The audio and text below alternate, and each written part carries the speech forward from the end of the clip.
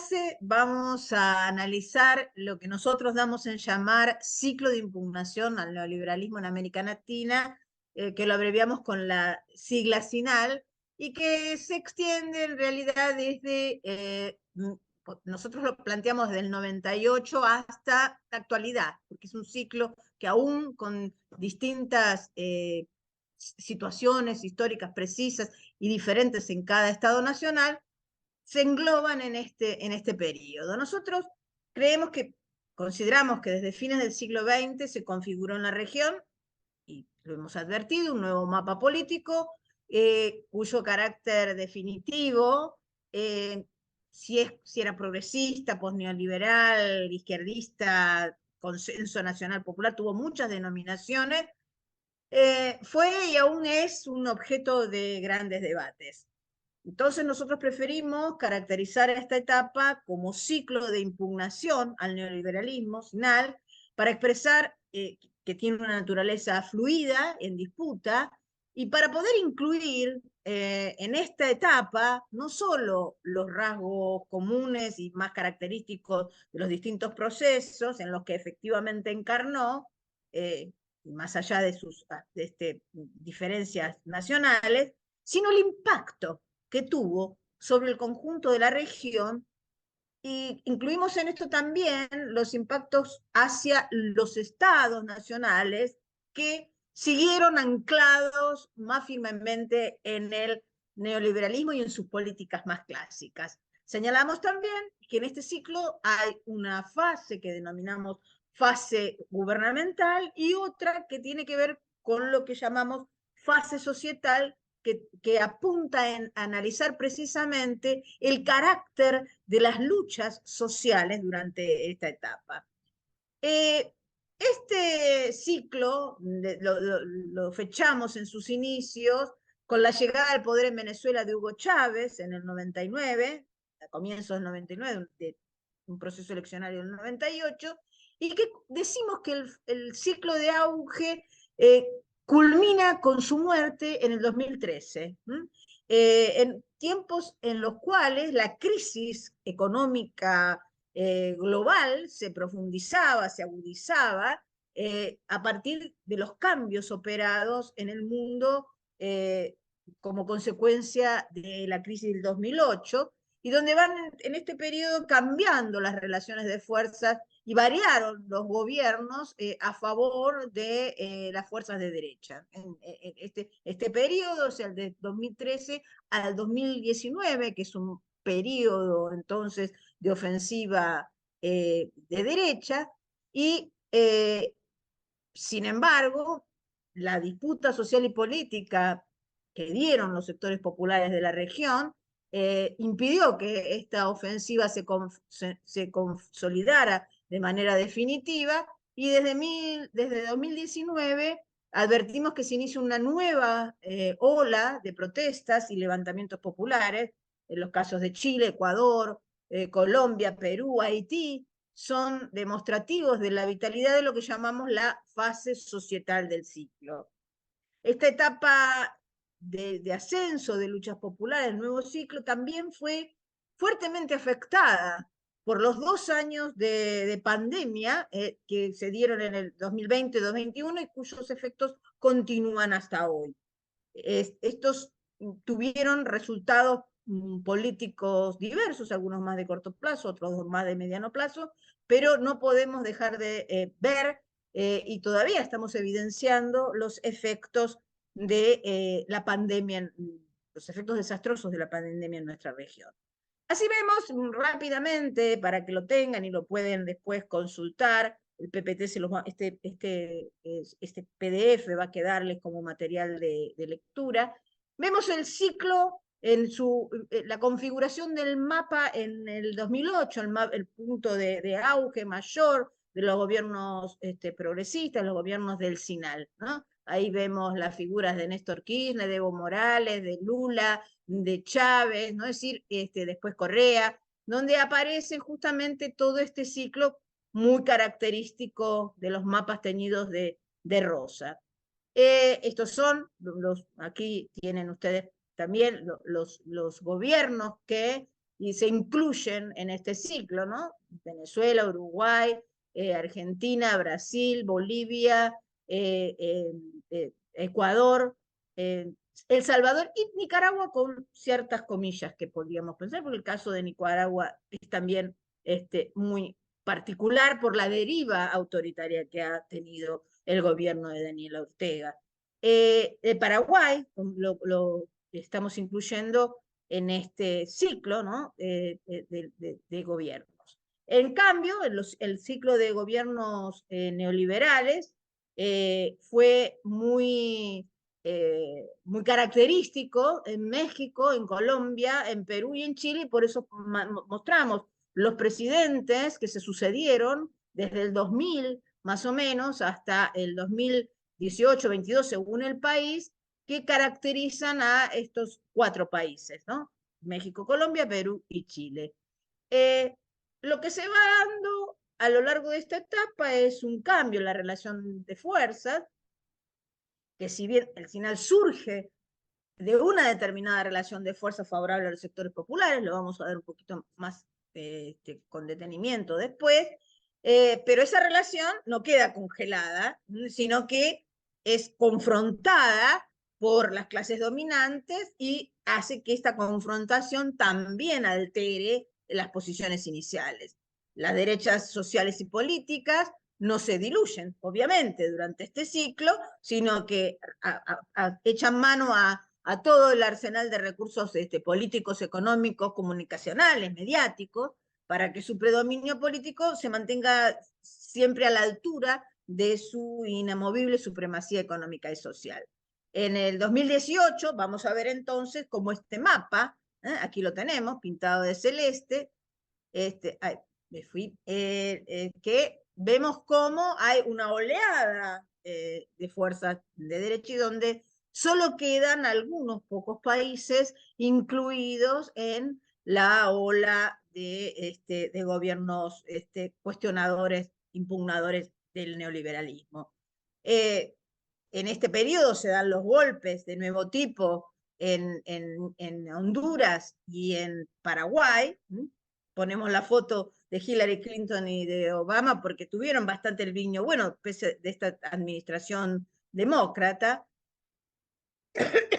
Y lo que planteamos es que en esta etapa, lo que sucede a partir del 2013, 2008 con la crisis global, pero más específicamente a partir del 2012 y 2013, que termina y culmina con la crisis económica mundial, culmina el ciclo de auge económico de los commodities y aparecen nuevas protestas sociales, con caída del crecimiento, inflación, inestabilidad social, ¿no? Y ahí aparece en estos años un declive de las exportaciones de América Latina y bajan los ingresos al compás de que baja el crecimiento chino y el precio del petróleo, y vuelve la especulación financiera y a fogonear el derrumbe económico. Ahí tenemos nuevos ciclos de protestas que están encarnadas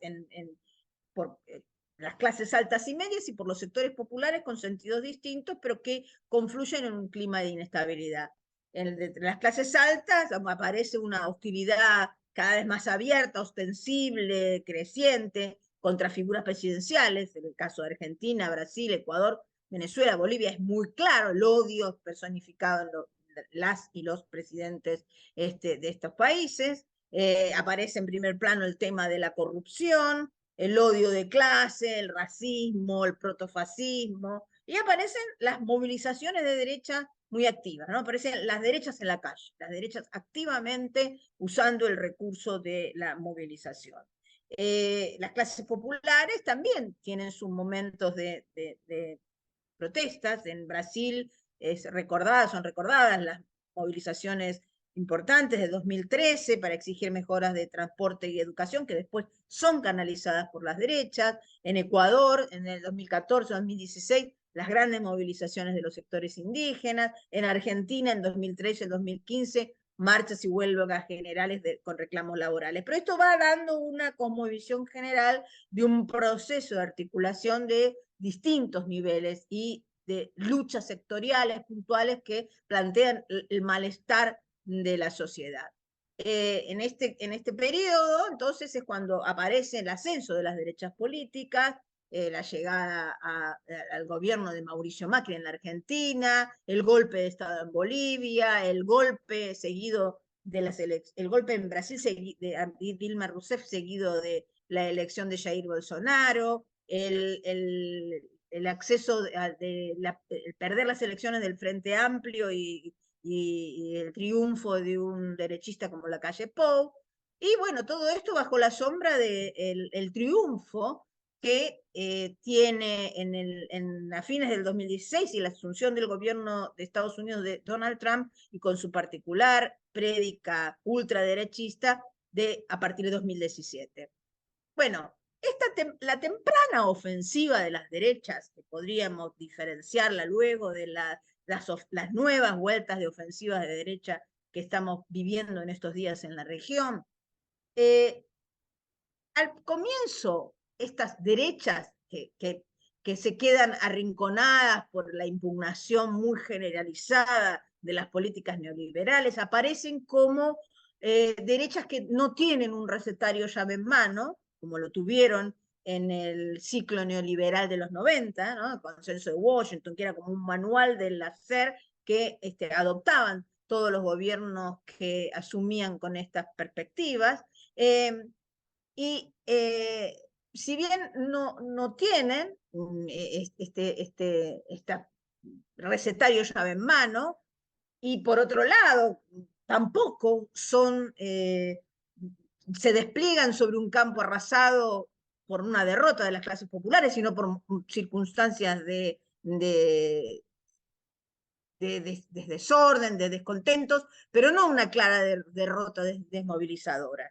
En ese sentido, lo que sí tienen las derechas producen un efecto de mucha reacción antipopular y racista en algunos estados nacionales, por parte de las clases medias y altas, ¿no? Y con capacidad, gracias a las insatisfacciones sociales, de interpelar a sectores populares que arrastran frustración, resentimiento por sus propias condiciones de vida, que en algunos casos, si bien habían mejorado, no lo suficientemente.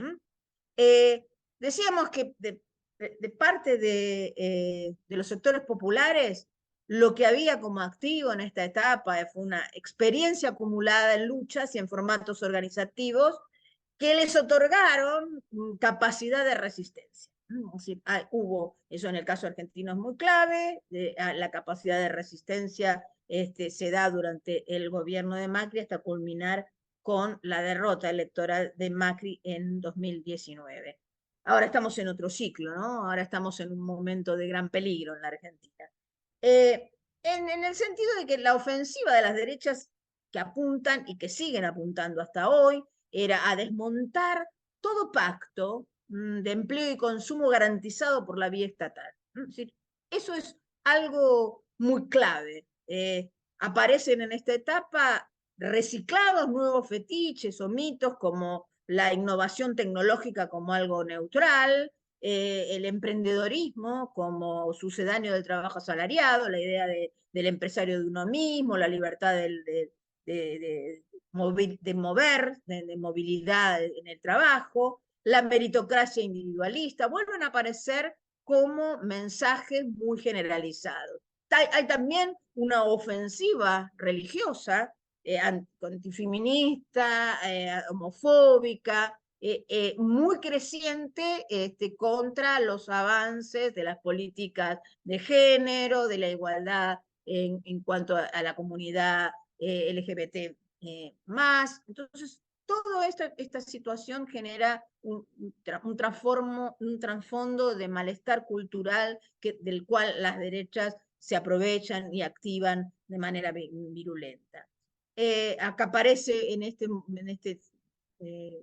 etapa la ofensiva judicial, el uso del aparato judicial, que es el aparato más conservador del Estado, más firme, es el aparato permanente y conservador y garante del statu quo, que es el aparato judicial, como tal, como estructura, más allá de que haya unos otros jueces que puedan fallar en un momento u otro, o de los avances de derechos que los pueblos conquistan, el aparato como tal operó en la mayoría de los países a favor de la persecución de liderazgos populares, detenciones, produciendo detenciones políticas, y aparece esta figura del lawfare, ¿no? De la utilización política del derecho en esta etapa.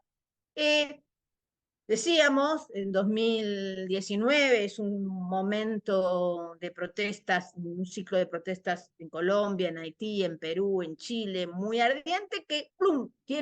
Le pega a este ciclo de gran ascenso, cae el encierro pandémico, ¿no? Es decir, los tiempos de pandemia que hacen que la preservación de la vida y la salud obligue a permanecer no reunidos, no juntos, no en lugares públicos, con lo cual todavía no se ha determinado de la manera más precisa lo que significa como golpe político a la movilización popular. Esto es importante resaltarlo porque si hay algo, el encierro, y no solo empeora condiciones de vida material para una población una porción muy amplia de la población de nuestra región, sino que además desarticula los espacios de encuentro político y de la posibilidad de lucha conjunta, ¿no? Es decir, las escuelas cerradas, las escuelas secundarias, las universidades, los ámbitos laborales diezmados,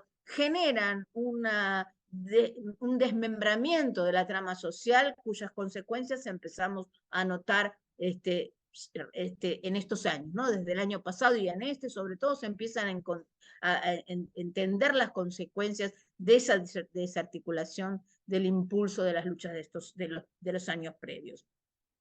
Sin embargo, también aparecen, como en este ciclo de inestabilidad, lo que se llama una nueva oleada rosa, una nueva ciclo de gobiernos con la llegada al poder en México de Andrés Manuel López Obrador en 2018, en la Argentina el triunfo de Alberto Fernández y Cristina Kirchner en el 19, en 2020, después del golpe nefasto de 2019 en Bolivia, gana con amplio margen Luis Arce en 2020, y luego, bueno, los gobiernos en Chile de Gabriel Boric en el 22, en de Colombia de Gustavo Petro y en Honduras reciente de Xiomara Castro, al que se le suma este año el triunfo de Lula da Silva, con circunstancias ciertamente diferenciables. No es lo mismo el gobierno que hoy o las políticas que está impulsando hoy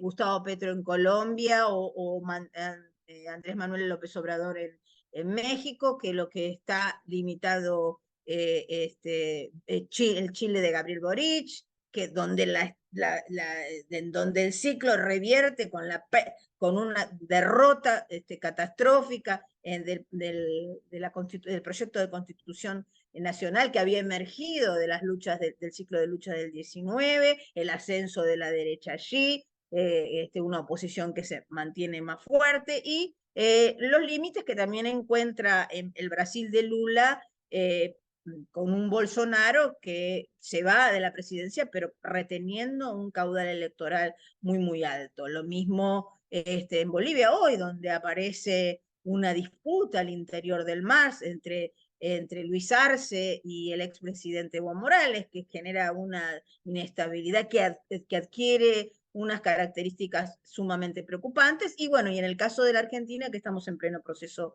electoral, donde la emergencia de un líder de ultraderecha como Javier Milei, un anarcocapitalista, no solo es un anarcocapitalista que propone ideas sumamente regresivas para los sectores populares y que consigue en las elecciones de elección de candidatos, las primarias, serían unas primarias obligatorias, alzarse con el 30% de los votos y creciendo en sectores populares. Bueno, la evolución del mapa político, aquí estamos ya así más o menos como queda otra vez, es decir, desde un mapa muy rosa, un mapa ya teñido de los azules de la derecha, más otro mapa otro aparece como un nuevo avance de los gobiernos más progresistas, sin embargo, con muchísimas dificultades. Estos gobiernos, como en el caso de Argentina, de Chile, tienen unas dificultades de afirmación muy grandes, con lo cual no se sabe cómo va a culminar este año este mapa. Aquí se los dejo como para que lo tengan, ver los últimos presidentes hasta la fecha, ¿no? Es decir, cómo han quedado el mapa, se están resolviendo, ganó en Guatemala el candidato del grupo Semilla, del partido Semilla, pero que todavía no está confirmada su asunción. Bueno, estamos en pleno proceso electoral en Ecuador y se verá cómo se queda configurado en poco tiempo este panorama. Vamos ahora, como segunda parte de hicimos una mirada general, histórica del proceso completo hasta nuestros días. Ahora vamos a plantearnos un poco el encuadre teórico de lo que supuso este proceso del SINAL, para terminar con una tercera parte de analizar un poquito más algunos conceptos que tienen que ver con el Estado, o con el concepto de la estatalidad. Este ciclo que llamamos de confrontación, impugnación al neoliberalismo en América Latina tiene como característica algunos aspectos principales. En primer lugar, el origen, como ya dijimos, son las luchas populares neoliberales. En segundo lugar, que se despliega en un contexto mundial de boom de los commodities, o sea, de boom de los precios de las materias primas que nosotros exportamos.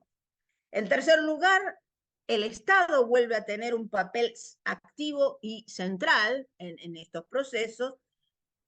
Otra característica es que hay un intento importante de integración regional y nuevos vínculos con China y con Rusia, con China sobre todo como comprador, como socio comercial, y también con Rusia en algunos países más que en otros, una relación más estrecha con Rusia.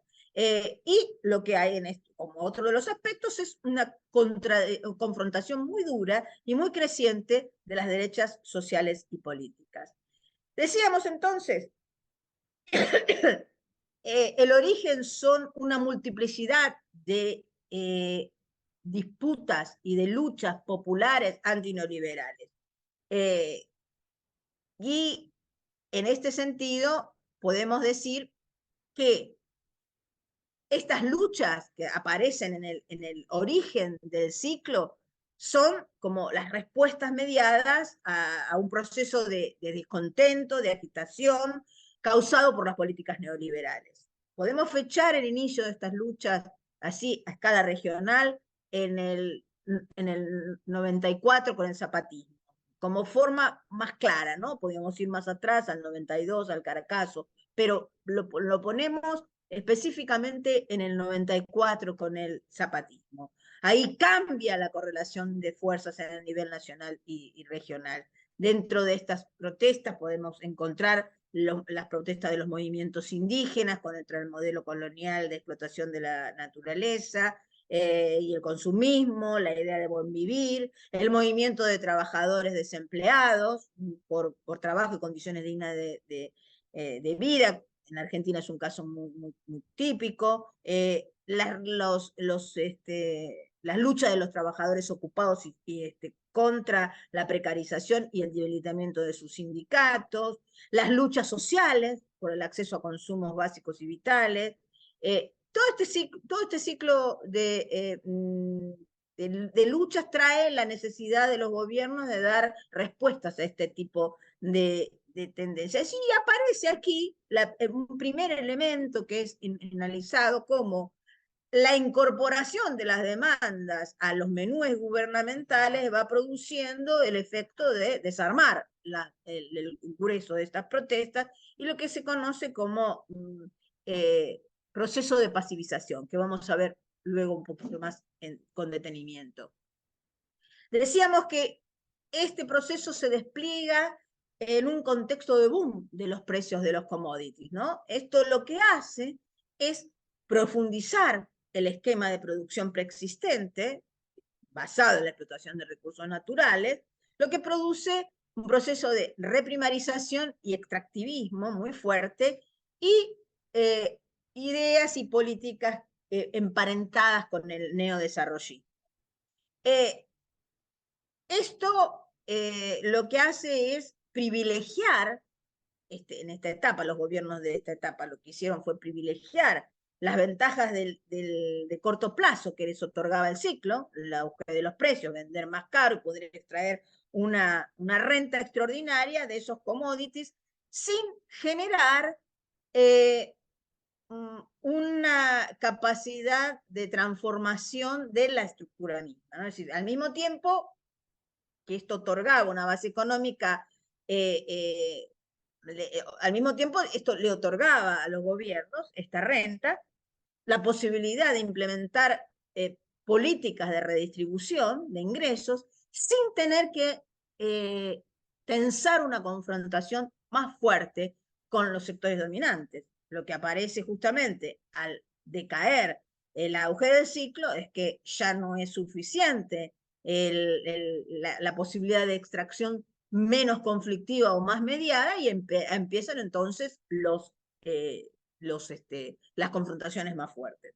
En esta etapa, nosotros creemos que más que un ciclo de consenso de los commodities, como plantean algunos autores, creemos que lo que se ha dado, lo que se dio en esta etapa fue un consenso de empleo y consumo, basado en asegurar niveles de ocupación y de acceso a bienes y servicios de consumo masivo para los sectores populares, ¿no? Y aquí aparece lo que nosotros llamamos, y vamos a ver un poquito más adelante, las paradojas del consumismo, es decir, lo que se impone el acceso al consumo. Aparece así, entonces decíamos, el Estado en primer plano, el Estado como árbitro neutral, y ahí tenemos, planteamos las distintas etapas del contexto latinoamericano y ligadas a las etapas del capitalismo global. En los 80 se conoció como la década perdida, fue a nivel mundial la crisis del Estado benefactor y el ascenso del neoliberalismo, Margaret Thatcher, Ronald Reagan, la década de los 90, que fue la década del remate, la venta de empresas públicas, la década de las privatizaciones, que coincide con la etapa de globalización neoliberal, la etapa de la década de los 2000, ¿no? Como le llamamos la década más clave de impugnación neoliberal, la irrupción de China, ¿no? como,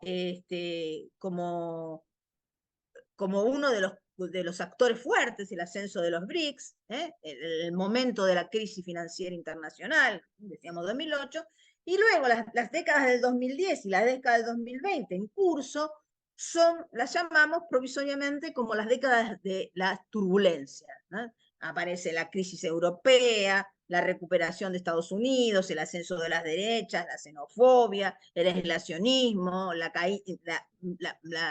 caída relativa del crecimiento chino y últimamente la creciente rivalidad de Estados Unidos con China y con Rusia y la frutilla del postre, la guerra de Ucrania en curso.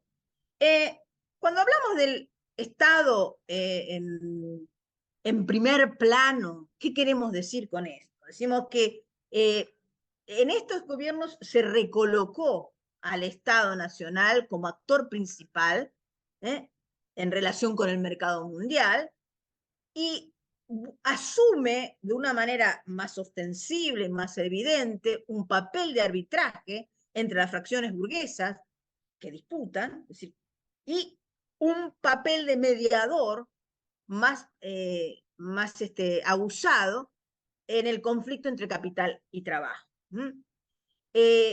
Como decíamos antes, esta capacidad del Estado de capturar renta y redistribuirla para redistribuir reducir de algún modo la pobreza y en algunos casos intentar revertir la creciente desigualdad, tuvo a su vez estuvo basado en el respeto de la democracia representativa liberal, que permanece como forma exclusiva de participación política. Entonces, esto supone que, por un lado, ganar elecciones otorga legitimidad, pero a la vez el esquema de elecciones muy frecuentes y periódicas, de elecciones a niveles nacionales, resulta un incentivo muy fuerte para orientar las acciones de política hacia medidas de corto plazo, que produzcan resultados inmediatos a partir de los cuales poder mantenerse en el poder político. Todo este proceso también de redistribución de la riqueza es lo que venimos diciendo que provoca una pasivización del momento más activo de la lucha, el momento más militante, el momento más participativo, porque reconduce hacia la demanda canalizada y parcialmente satisfecha por el Estado esa energía de transformación. Esto tiende a desmovilizar los impulsos de participación a través de formatos institucionales que son controlados desde el Estado, auspiciados por el Estado, y una pérdida creciente de autonomía de los movimientos sociales que se vinculan al Estado. Con las dificultades que en este sentido también supone transformar el aparato estatal a la vez que movilizar desde la base para un conjunto de militancia que en general no es tan amplia como la que se necesita para estos procesos de transformación. El Estado, decíamos, aparece como garante del consumo y hay una apuesta muy fuerte a la construcción de hegemonía por la vida de integración a través de la ampliación de consumos populares. Estos son a través de planes sociales, transferencias monetarias directas, subsidios al transporte, a la energía, a la educación, a la salud, ¿no? Que son necesarios para que son también subsidios al capital, pero que no son vistos como tales. Regulación laboral a favor de los trabajadores, como convenios colectivos, expansión del crédito para consumo. Pero ahí aparece una cuestión una de las principales contradicciones que tienen los movimientos populares cuando confrontan con el orden existente, con el sistema y con la estructura estatal. Es cierto y es imposible negar la legitimidad material de estas demandas. Es decir, el derecho de los sectores populares a acceder a los bienes y a los servicios que se producen socialmente en un momento determinado, un momento histórico y son conquistas de las luchas sociales. Entonces, conquistar acceso a los consumos del nivel de vida material que la sociedad capitalista alcanza en un determinado momento es algo absolutamente legítimo. Ahora bien, al mismo tiempo, esos consumos es la expansión de los bienes de consumo en las sociedades de consumo que se vienen analizando ya hace muchas décadas. Lo que aparece es la existencia de que los bienes, la expansión de estos bienes de consumo masivos, ya no en escalas nacionales, sino en escalas globales, los transforman en objetos aspiracionales que operan como un cemento ideológico y cultural del sistema capitalista, ¿no? Eso es aquello que es conocido como el neoliberalismo desde abajo, es decir, la idea de aspirar a esos bienes.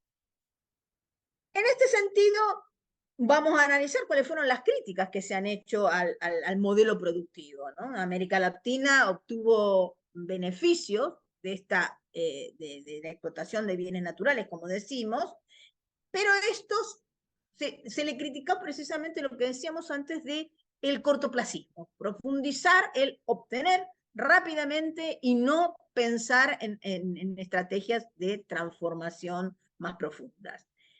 Estas críticas tienen que ser matizadas con la comprensión global del proceso, ¿no? Es decir, el proceso de extractivismo, la desindustrialización, las críticas a este proceso, lo que hay que tener en cuenta es que en ningún país, en ningún lugar, y menos aisladamente, es fácil y rápido salir de un esquema productivo, en los casos de nuestros estados nacionales, basado en la extracción de bienes naturales, que lleva siglos de estar ensamblado en la División Internacional del Trabajo, sin hacer pactos regionales con grupos económicos que sirvan para confrontar con los grupos económicos dominantes. Se intentó con Chávez y con General El Álvarez y crear justamente agrupaciones regionales que permitieran enfrentar grandes intereses económicos, ¿no? Porque la historia de nuestro continente es la historia de estar separados, aislados, compitiendo entre nosotros para hacer, en todo caso, las élites de nuestros países intentan ser la mejor alumna y seguir ellas insertadas en el modelo de despliegue de la globalización a escala global y dejar a sus pueblos a la deriva, no tienen proyectos autónomos y no tienen proyectos de integración entre sí. Entonces, esto es algo que, si bien es algo que se le critica a los gobiernos, también es cierto que no es muy fácil hacerlo y sobre todo con ciclos electorales y con la necesidad de dar respuestas inmediatas. Estos pactos, decimos, de consumo, ingresos y empleo apuntaron a asegurar trabajo nacional y ampliar la capacidad de compra popular. Y realmente, en general, el eje de su apelación hegemónica fue satisfacer demandas materiales. Estos pactos, sin embargo, no logran atacar los núcleos duros de desigualación social, porque logran bajar en niveles de pobreza, pero no afectan las estructuras de reproducción de la desigualdad ni el poder de los actores sociales que se benefician de ellas, y además porque una de las características que han tenido la mayoría de nuestros estados nacionales es el proceso de precarización laboral, es decir, crecimiento de empleo, pero no con los derechos plenos del empleo en blanco, del empleo formal. Entonces hay un montón de trabajadoras y trabajadores que no cuentan con los beneficios regulados y las leyes de protección de los trabajadores más antiguos que están en blanco, con lo cual el hiato entre las condiciones de vida entre los sectores que ingresan al mercado laboral, pero con restricciones en sus derechos, y los que ya los tenían, se empieza a generar en sectores de capas medias bajas, incluso capas medias, cuentapropistas, una disociación muy fuerte y una imposibilidad de llegar hacia esos sectores que muestran muy notablemente los gobiernos de esta etapa. En este caso, bueno, decimos el refuerzo al esquema, de la trampa, decimos la trampa de los consumos globalizados. ¿Por qué? Porque los consumos globalizados, para obtenerlos, requieren divisas. Es decir, los consumos globalizados de bienes de todo tipo, para comprarlos, de los que no se producen en nuestros espacios nacionales, se requieren cada vez más divisas. Entonces esto refuerza, por un lado, un esquema extractivista que pueda permitir obtener rápidamente recursos para garantizar el consumo. Entonces hay un incentivo para seguir con el extractivismo clásico. Y por otro lado, esto hace que se escaseen la generación de empleo productivo de calidad. Por eso cada vez más se plantea la disputa por la captura de la renta, ¿no?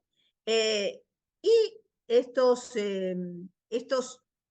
bienes de consumo masivo generan, como decíamos, son artefactos aspiracionales que consumen divisas para adquirirlos, ¿no? Y son una muy, muy fuerte barrera a sortear para las opciones transformadoras que exigen un cuestionamiento total de las formas productivas dominantes y su patrón civilizatorio, que hay allí se encuentran cada vez más sectores populares también reclamando divisas para el acceso a todo lo que es electrónico, incluso hasta calzado de marca, un montón de bienes, y además en algunos casos de situaciones inflacionarias, como es el caso de la Argentina, para ahorro. Es decir, la idea de preservar valor de la moneda genera una presión sobre la demanda de dólares que solo se obtienen con las exportaciones, y entonces aparece allí un combo muy complicado que revierte en contra de los proyectos populares que intentan transformar esas matrices. En este caso, decimos por qué las críticas, de lo que planteábamos al comienzo, las críticas del diagnóstico de pasivización, ¿no?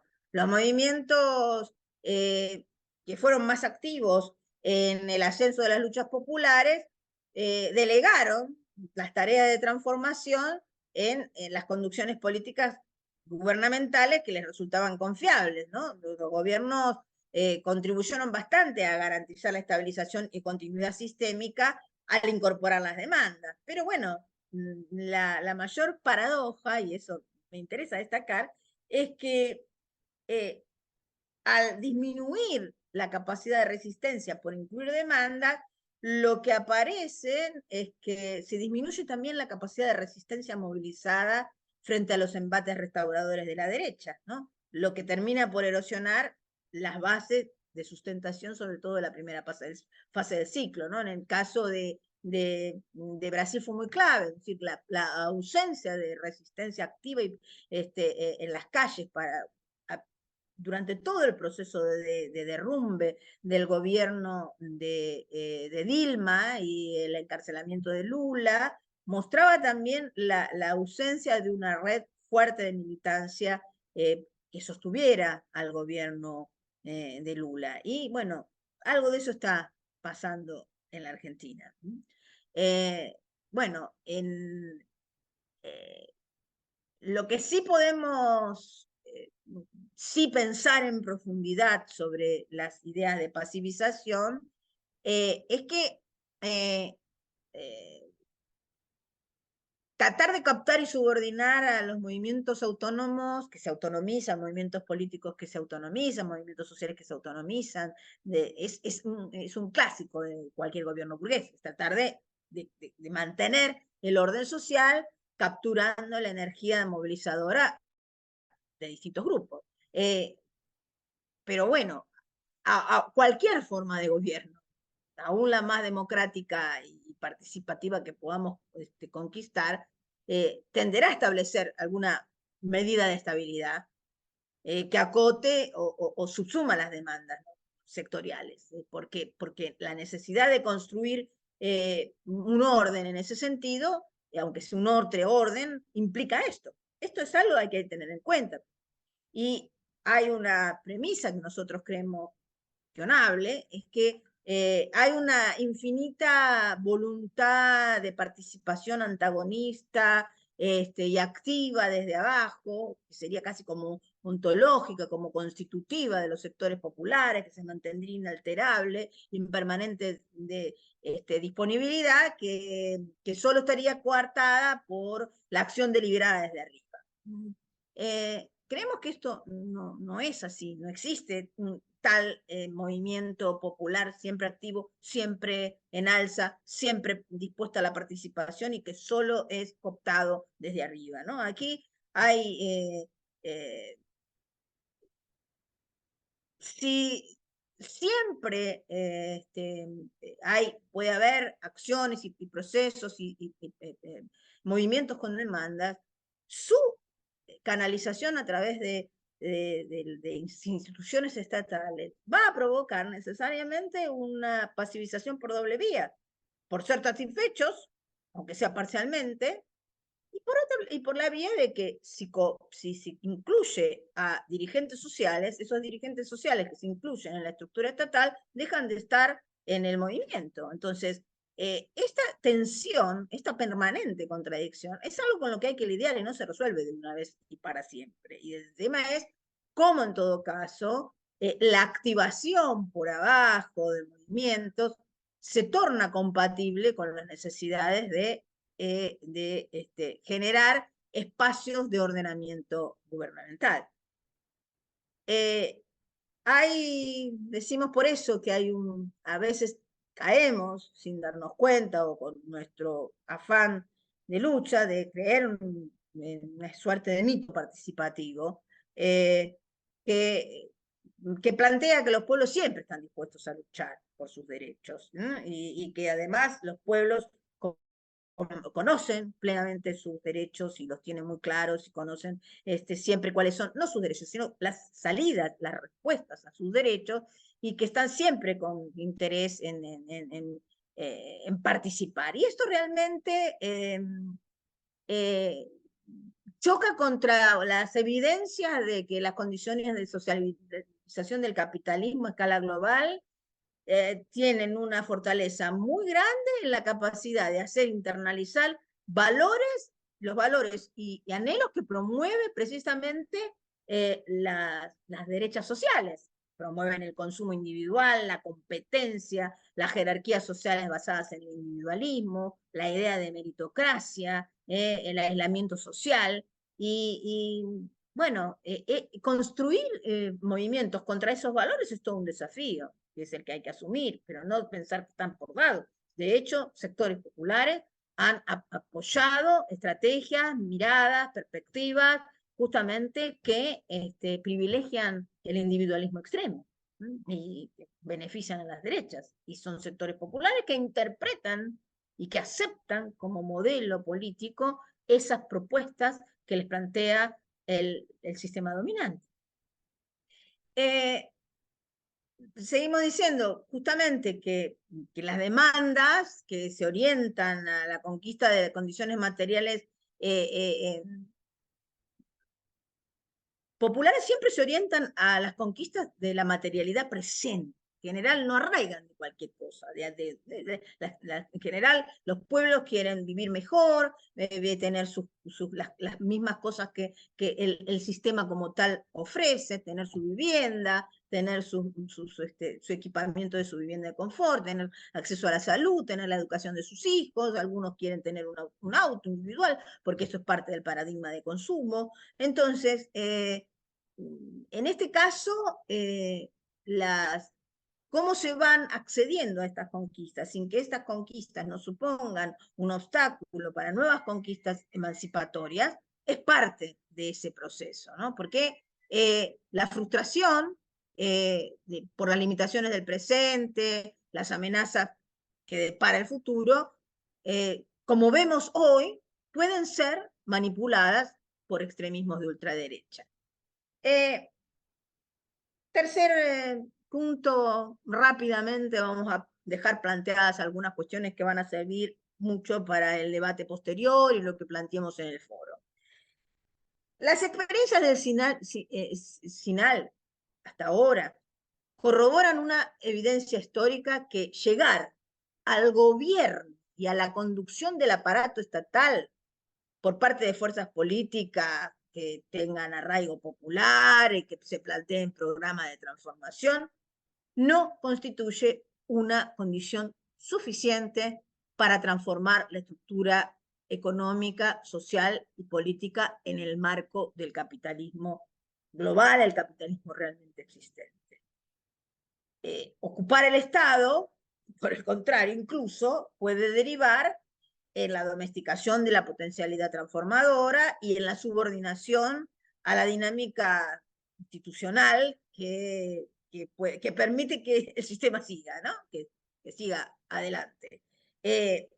Porque ciertamente la estructura estatal, todas las instituciones, sus aparatos, lo que hacen es garantizar la reproducción del capitalismo tal como está, que tal como está no supone reproducir solo a las clases dominantes como tales, sino reproducir el conjunto, y por eso varía, porque varía en términos de las relaciones de fuerzas que se establecen entre las clases dominantes y los sectores populares. Por contrario censo, también podemos ver que estar al margen del Estado, no ingresar al poder del Estado, no conquistar un gobierno, no participar de la gestión del gobierno, tampoco garantiza triunfos ni escenarios de lucha más favorables. Todos los las situaciones, las condiciones de vida de los pueblos que quedaron por fuera de la ola gubernamental del Sinal demuestran eso.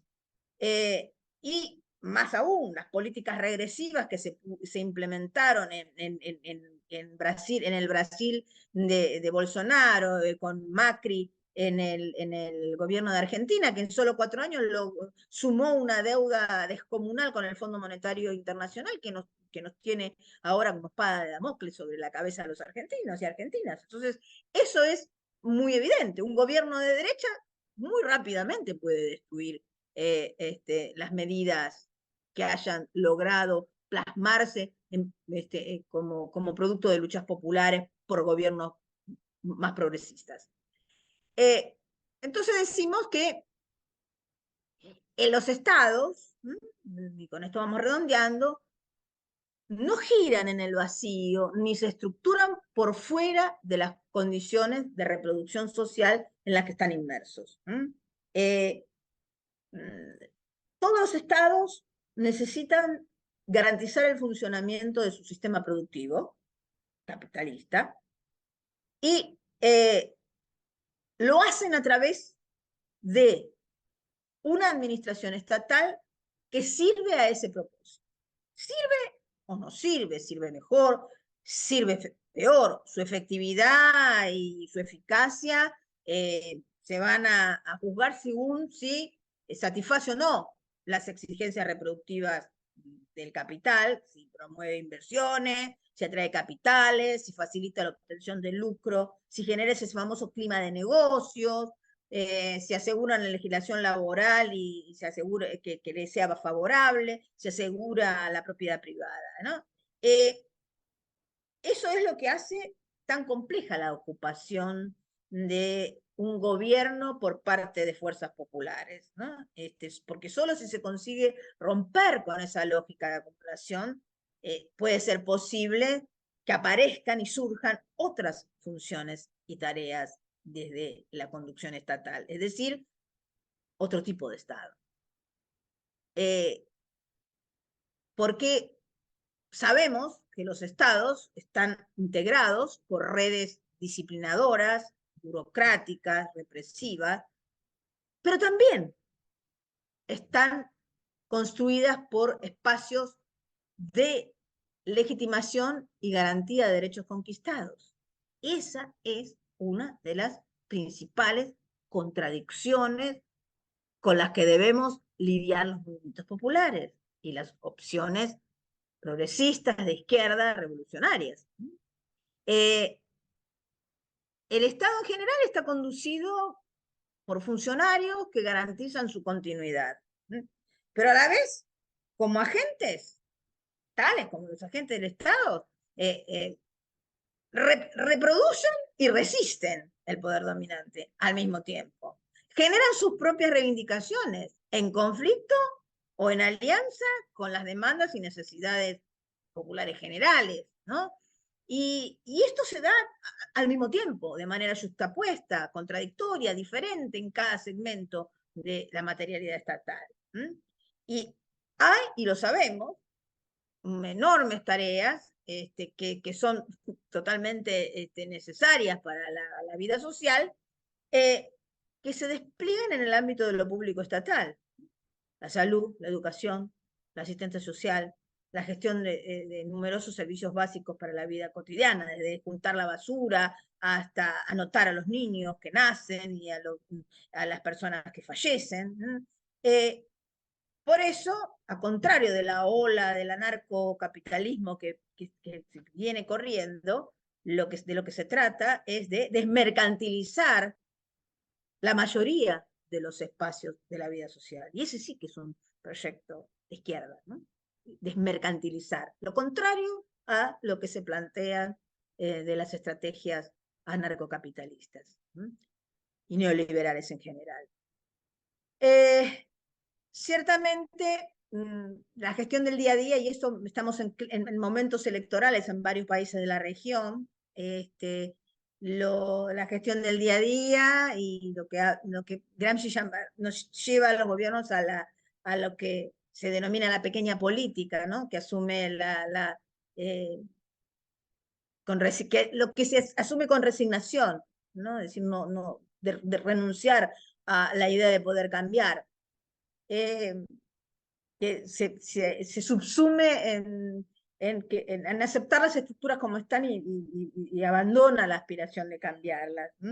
Y ahí aparecen las intrigas entre facciones, el realismo político y la disputa electoral a como dé lugar por disputas de poder que no tienen que ver con intereses más de mediano plazo y a veces hasta de corto plazo de los sectores populares, ¿no? Y estado en este sentido, podemos cerrar diciendo que la idea del Estado como contradicción supone que estamos atravesados desde proyectos populares por una ineludible contradicción entre luchar contra el Estado para eliminarlo como instancia de desigualdad y opresión, que asegura la perpetuación del sistema capitalista, pero a la vez luchar por ganar territorios en el Estado que sirvan para avanzar hacia la ampliación sustantiva de la democracia como conquista popular. No hay democracia que no sea democracia real, que no sea una conquista popular. Cuando no hay conquista, cuando hay cesión de la fortaleza de los sectores populares para defender la democracia, lo que hay es regresión. Regresión hacia miradas autoritarias, clasistas, y clasistas en el sentido de la clase dominante, y que atentan contra los derechos e intereses de los sectores populares. Entonces se trata aquí, nuestra propuesta es de rasguñar, arrancar del Estado, y no solo de la sociedad, que eso es central, esas formas anticipatorias de nuevas relaciones sociales igualitarias y emancipadoras. Bueno, muchas gracias. Hasta aquí llegamos. Justamente la propuesta que vamos a hacer para discutir en el foro es para plantearnos la dimensión contradictoria de lo estatal.